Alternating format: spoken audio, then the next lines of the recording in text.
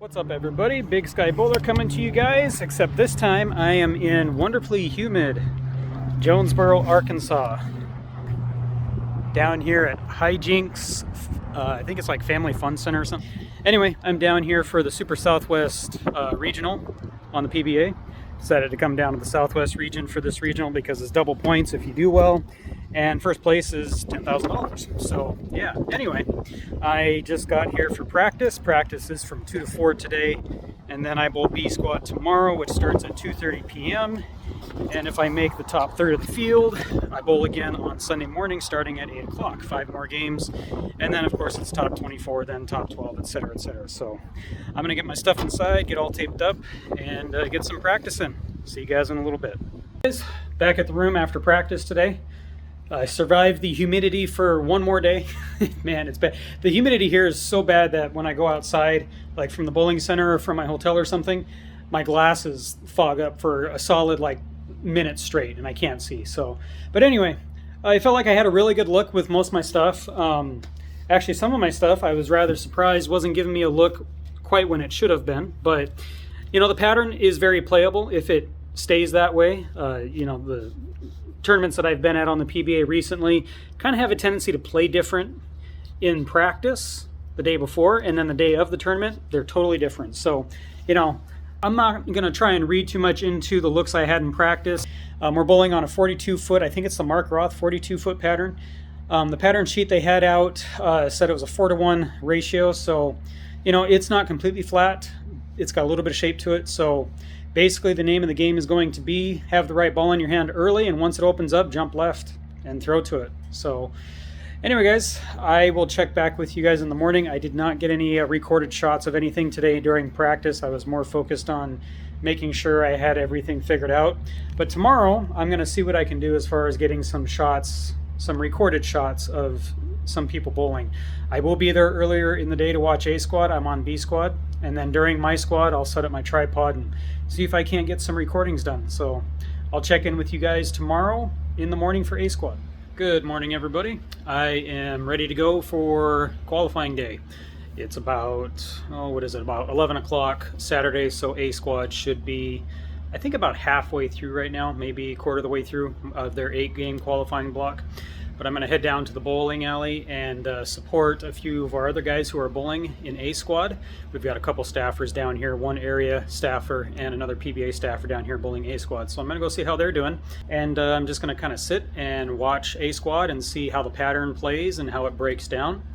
And then we'll get ready to go for my squad at 2:30. I'll see if I can get some recorded shots of some of the other bowlers. I'll see you guys in a little bit.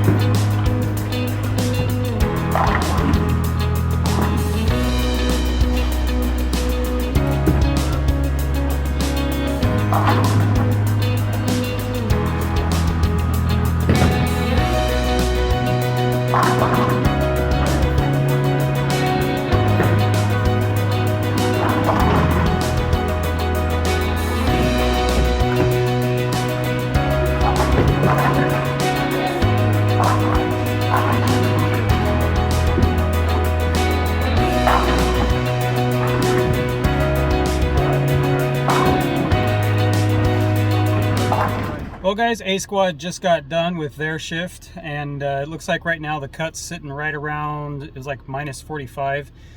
I'm honestly expecting that to come up a little bit. I I don't think it's going to be negative. I think it's probably going to be even, maybe a little bit higher than even, maybe, you know, plus 20, something like that. So anyway, I was able to watch a few of our other staffers bowl on A squad and get kind of an idea of how the lanes are playing. A lot of urethane went down the lane during A squad, which I was kind of shocked about because, you know, on a 42-foot pattern, you just wouldn't think that urethane would be necessarily required or in play. But I guess enough people thought they had a look with urethane, so they used urethane. So it caused a lot of carry down, and the lanes got rather slippery, let's just say, late because of the carry down. So anyway, I'm going to go get taped up and get my jersey switched out to, of course, my PBA jersey, and let's see what we can put together for our qualifying block.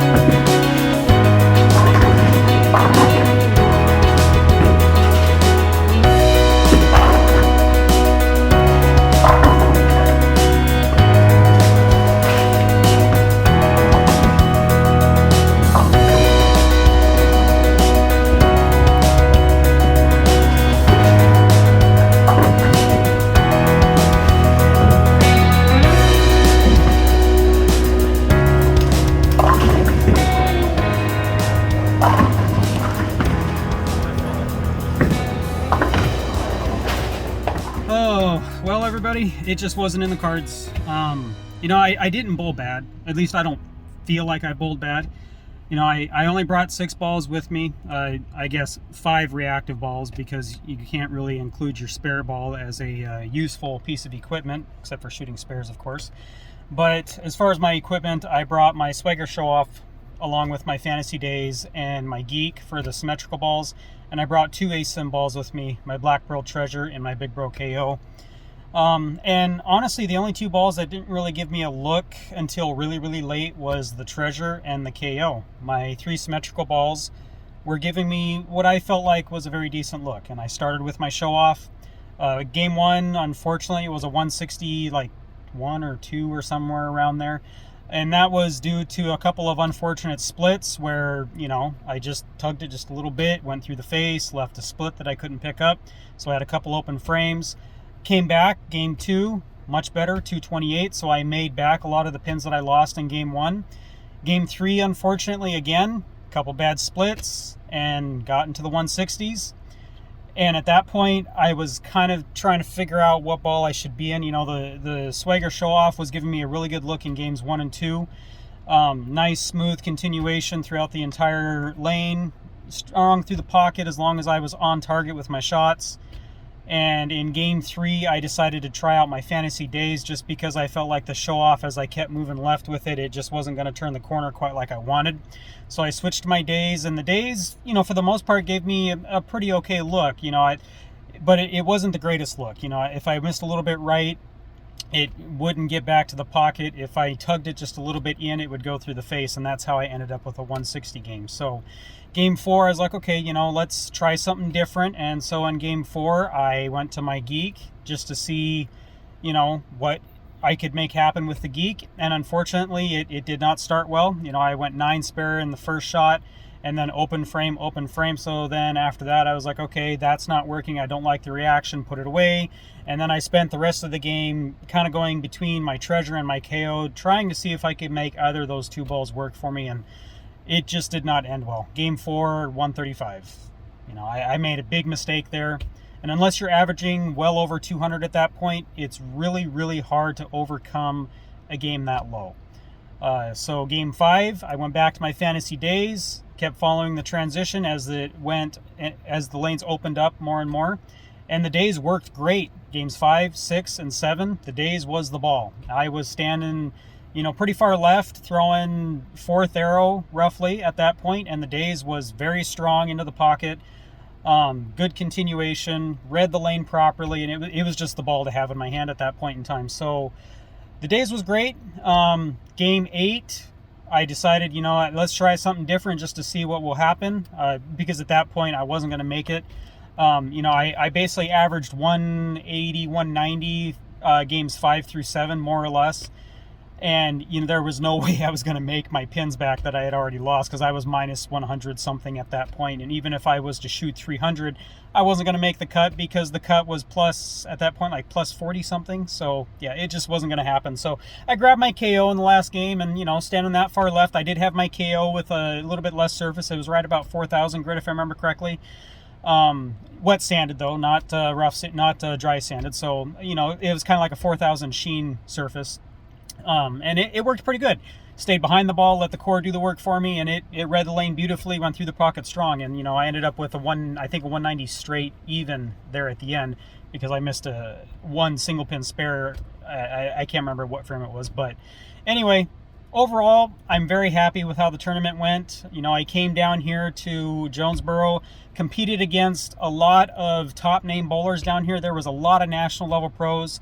AJ Chapman was down here. Both spars were down here. Anthony, our national staffer, was down here. His brother was down here. AJ Johnson was down here. There was a lot of national level pros, really good national level pros.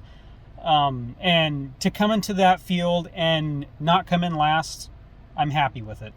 I was consistent on my spare shooting. I made all but 2 of my single pin spares. I missed 1 10-pin and 1 4-pin. Coincidentally, it was the only 4-pin I left. But I made all my other single pin spares. I made the majority of my multi-pin spares as well, including a 2-8. The splits, of course. Splits are splits. They're kind of a crapshoot whether or not you actually pick it up. I did my best to try and pick them up whenever I, basically needed to try for one, and I never got one, unfortunately. But overall, I feel really good about the tournament. I learned a little bit about me and my game. I just need to figure out a way to get myself into the high 200s. That game 2 where I shot 228, basically everything just went my way that game. I had just a little bit of miss room that game, and I could miss a little right, miss a little left, and still shape it to the pocket and carry for the most part.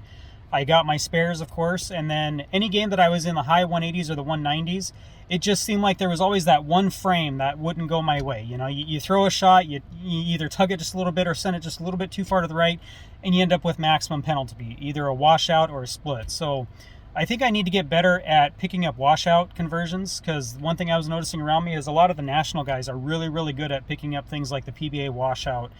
And those rare splits like the 4-9 or the 2-10 or something like that. Some of those odd splits where the ball comes in underneath the head pin, and just instead of a washout, it leaves you a split. So I need to work on my split conversions a little bit. Beyond that, I'm happy with my performance. As far as tournaments coming up for me goes, I'll be going to, hopefully I'll be going to the next one in, I think it's in Oregon if I'm not mistaken, here near the end of the month. It's a couple weeks away, so I've got a couple weeks to prepare for that. I just need to make sure I have all my flights and everything taken care of, because I'm not driving to that one. It's too far. So anyway, guys, thanks for watching the video today. Leave a like below if you enjoy the content, and please consider subscribing to the channel. I'll be working on getting the next video out in the two-handed keys to the two-handed game series within the next week. It's going to be all about spare shooting, so that'll be the perfect time to work on, you know, certain spare combinations. But anyway, guys, thanks for watching the video again today. I'll see you in the next one.